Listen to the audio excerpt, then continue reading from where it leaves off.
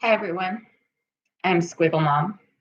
You may have seen some of the videos I've created, and sometimes I watch what creatives do. Sometimes I do my own creative things. Recently, you've seen a lot of mask videos, and I would like to share with you some of the reasons why I am doing what I'm doing and the background behind what I'm doing. So it's Squigglemom's plan to save the American economy. I've been making masks. All of a sudden, I'm a mask designer. I made a mask. I made what I consider a very, very good mask. And I am I'm creating a system to save the American economy. How, you might ask, can one person do this? Well, in fact, each of us has the capability to do that, to help to save the American economy. My plan will, believe it or not, help to solve homelessness or keep some people from homelessness in this time. Create, create an income producing activity for stay at home people, which is everyone. I don't know if you can see that right there. Reduce waste, keep things out of landfill, and at the same time is an entrepreneurship learning activity, because that's what I do, entrepreneurship programs. How, might you ask, can you do all of these things in a crisis time? Well, it is the crisis that has given us the impetus to create this system. So the way it works is, at a time like this, we're going to need entrepreneurs more than ever.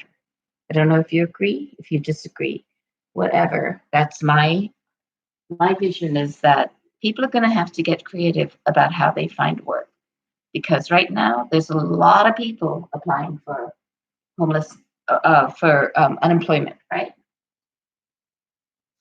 Make masks. I have three different levels of mask makers that I have identified. One is the home sewist in what I call a micro factory. The next is the community sewist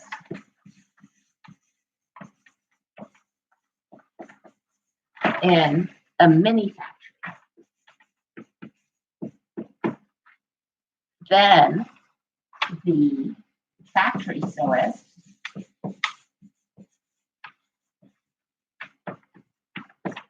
in a full-size factory.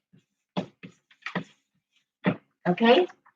Home sewist in a micro factory, community sewist in a mini factory, factory sewist in a full-size factory.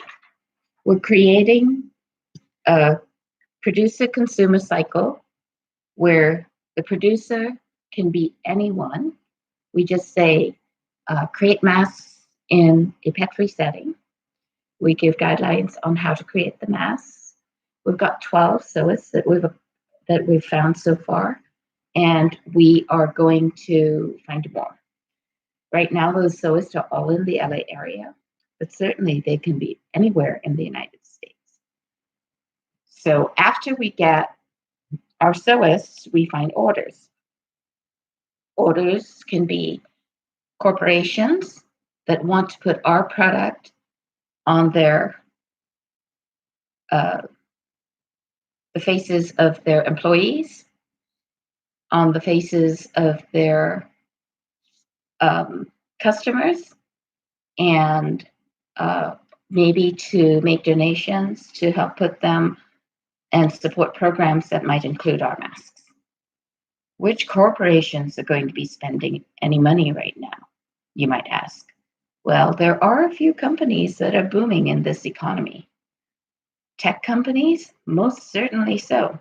Tech companies buy our American-made masks. Delivery companies, they need them. buy our American-made masks. We can make custom masks. We are employing people who are right now stuck at home in their um, home environment, their new micro factories, and they are actually extending what we want, what we've asked them to do by creating their own designs, using their own patterns. It is an American micro factory, micro factory.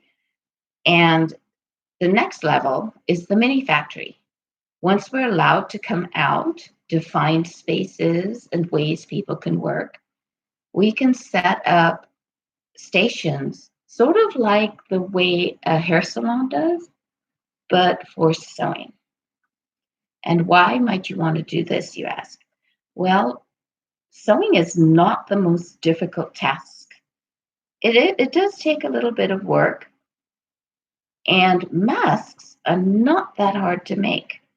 They do take some time for you to learn, but it's a perfect learning environment. And right now, everyone needs masks. The next question. Some have been telling me I can get masks for $30. Yes, you can. Those are masks made in another country, and they're also made of paper. I don't know if anyone else, I'm sure someone is considering the impact of this coronavirus on our landfills. We are filling up landfills with PPE. When you wear a paper mask and then you wear another one and then you wear another one, consider where that's going. And don't wear a cloth mask. Cloth masks are better for the environment, can employ a home sewist or someone in a community who will learn to sew and become a home sewist, and a factory if we get large orders for companies and they're all contributing to the American economy. But it costs more because we have a standard by which people need to earn income. We have a mindset, the American mindset, freedom to do what you want to do and value of your own time, right? Americans are not going to work to create 50 masks for $30. I know you can get them out there, but do you live in out there country or do you live in America, right? But I know at some point in the future, everyone is going to have masks, right? What then?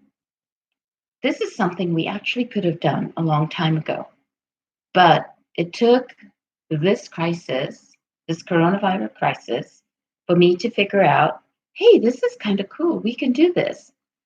And the idea is that equipped with a sewing machine, we can create micro factories to produce anything that is sewn in the home. We just have to value the work of the American, create a common design that we market, permit them to be creative and have their own design, choose their own fabrics, right? And find ways to promote them from home sewist to microfactory owner or supporter. And maybe we can create our own factory. Right now, I'm working to find people who might have factories or connections to factories. And I have someone working with me to do that. Leslie, thank you. And I think that this is certainly a viable model that can go way beyond this crisis. When we're done making masks, we will have a community that is able to make whatever product, and here I'm talking to corporate leaders, whatever product you choose to come up with. I'd actually thought about this before. All of those things that you give away could be made in America and maybe certainly are, right? You might be making your orders with an American company that is sewing them in a factory with lots of workers that do things all the time, right? And can do them very quickly. But there is a big problem that this is solving that has been there. There are people who can't work in the factory from A hour to B hour, 9 to 5 or whatever the factory hours are. Find transportation to that factory. There are a myriad of reasons why someone might not be able to be in that environment. And consider stay-at-home moms, right? Stay-at-home moms have that issue. Stay-at-home moms have a priority, their child. But when their child is sleeping, if they care to, they can sew. And you're saying, well, can we do it actually? Isn't that beneath most stay-at-home moms to sew masks and sell them? Isn't that for people who are selling masks on the sidewalk, perhaps? And I would like to say no, because there are all levels of masks. There are masks with stories, there are masks with patterns, with designs, with different shapes, styles. The mask we have is that we're working on has a nose piece that really helps to not cloud glasses. Not everybody's mask is made the same. This is it. This is the message I want to leave you with. Save the American economy, help the American worker, keep the landfills empty or not as full, and make entrepreneurs out of anyone who might. So thank you very much for listening, watching, whatever. I know this is probably way longer than you'd wanted to see, and I don't do live streaming a lot, but thanks. This is Squigglemom signing out.